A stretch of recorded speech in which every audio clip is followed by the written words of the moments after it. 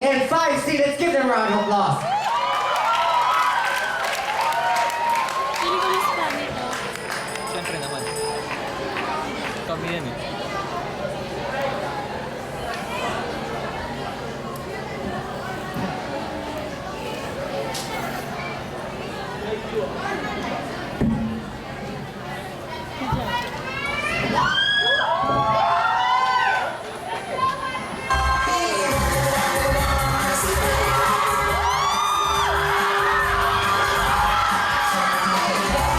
Pagwapo mo, Ken!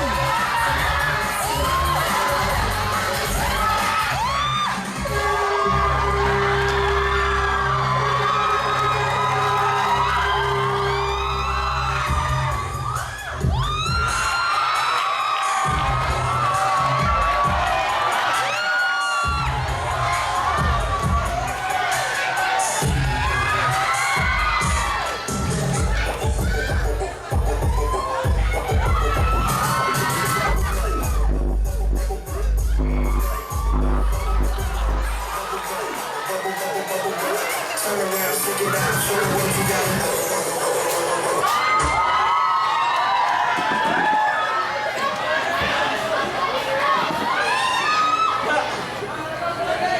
Ang gwapo mo, Ken! What's up, Bandang people?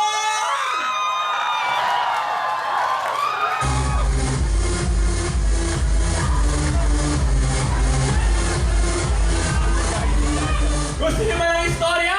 Istorya! Istorya! Istorya! Teka, tungkol naman sa mga istorya natin ngayon. Tungkol sa mga Disney princesses ang ating istorya ngayon. Noong unang panahon, mayroong sweet na couple na sina Prince Charming at isang ordinary prinsesa. Pero subalit, tatapwat ngunit nothing lasts forever. Nag-break ang dating sweet na couple dahil gustong lumandi ni princess sa iba. Landi lang, no emotional attachment. Dito nagsimula ang changes sa istorya ng Disney princesses. Tama!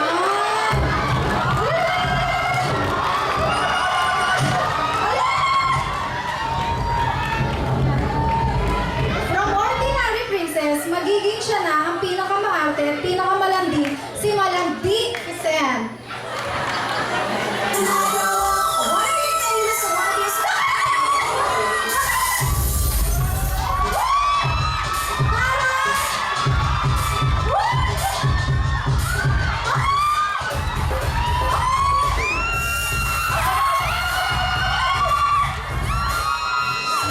Effortless?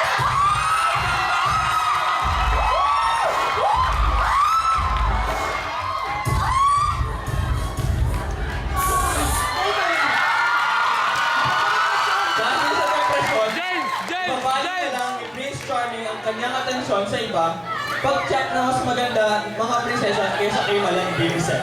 At syempre, ang malanding si Malanding Vicent ay pagmamasdan ang kanyang ex-jowa sa mirror. Mirror, mirror on the wall. Tama. Asan ang ex-jowa ko ngayon? Ah!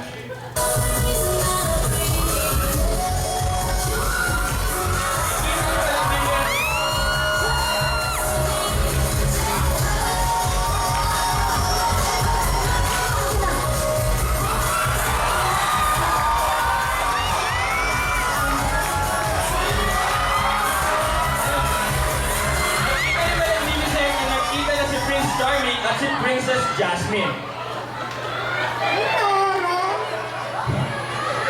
Dahil sa galing ni Princess Jasmine mag-belly dancing, na-in-love si Prince Charming dito. At paporma niya ito dahil kala niya, love na yun.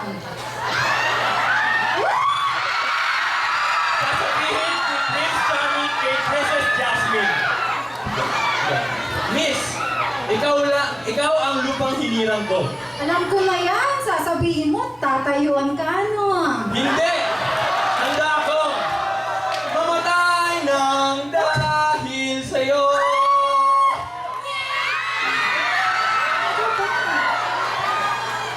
Maglalapit ang kanilang mukha.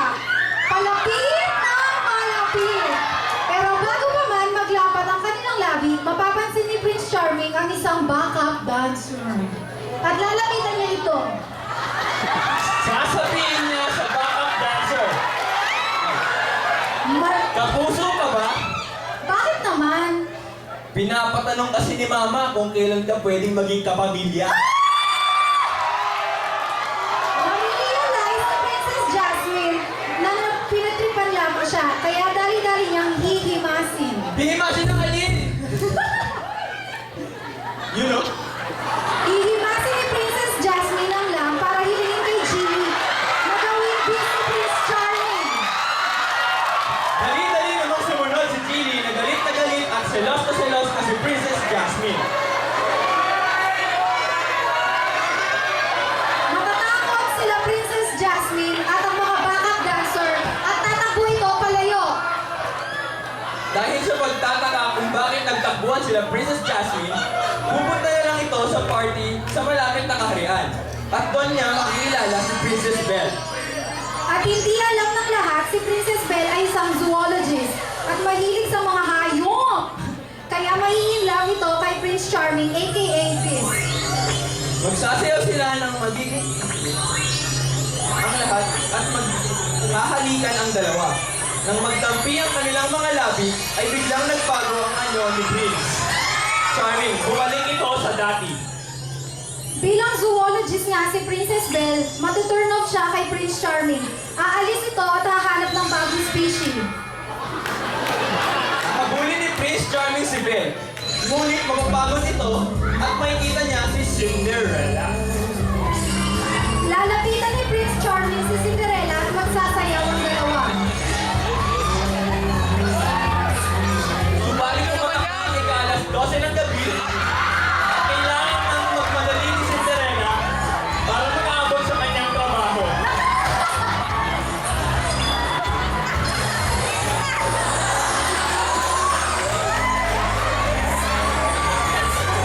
Para mabuo ang istorya ni Cinderella, hahabulin siya ni Prince Charming at maiiwan ang kanyang sapatos.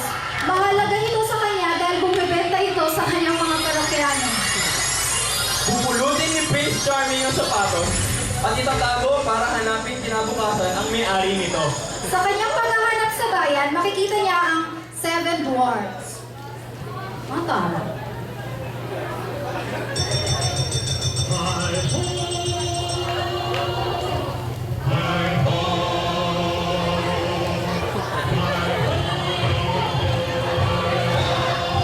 Dadalhin ng 7 dwarfs si Prince Charming kay Snow White para ipasukat ang sapatos. Sa hindi inaasang pagkakataon, nagkasya kay Snow White ang sapatos ni Cinderella at inakala ni Prince Charming na siya na talaga ang may-ari nito.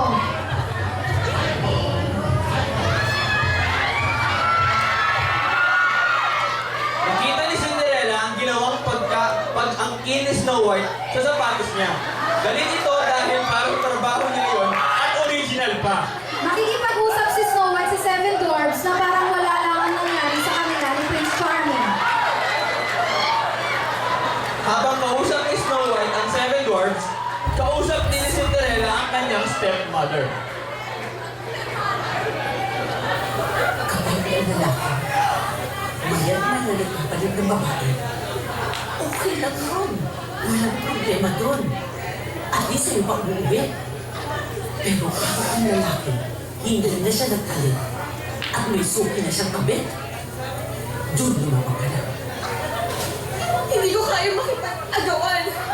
Tsaka bakit ko kailangan ipaglaban kung alam kong akin? Dahil nga ang mundo ay isang malaking gyabo. Maraming snatcher. Maagaw ka, lumabang ka. Confrontation time. Dahil sa galit sa paggaw ng sapatos, binigay ni Cinderella ng prutas si Snow White na may kasamang pampatulog na only true love's kiss lang. Nang makatulog si Snow White, dali-dali yung umalis si Cinderella dahil padating na si Prince Charming. Pagbalik ni Prince Charming, nagkakagulo ang 7 dwarfs dahil hindi nila alam ang gagawin. Hinalikan niya ito para mawala ang sumpa. Kaya lang, walang effect.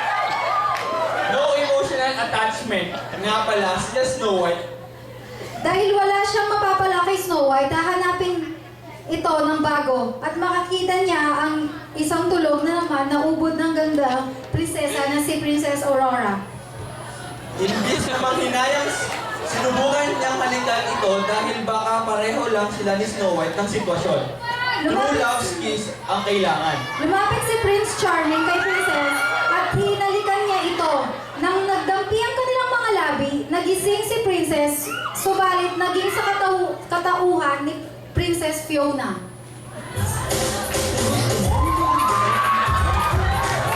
Go, Josh!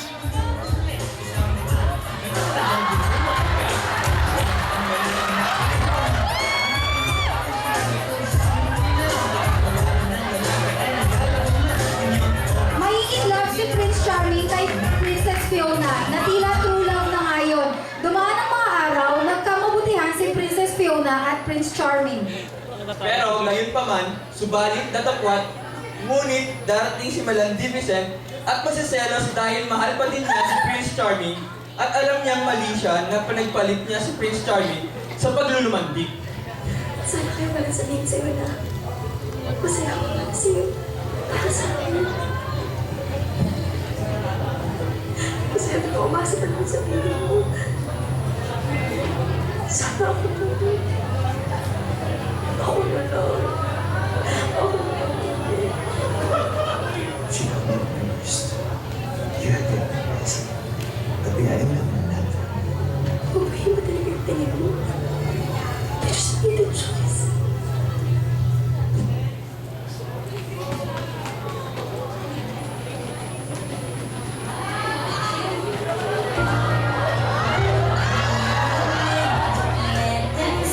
Mahirap na mag-let go pero kailangan. Kailangan ng sabato kaya makakapag-let go si Maleficent sa piling niya kay Prince Charming. Makakapag-let go po.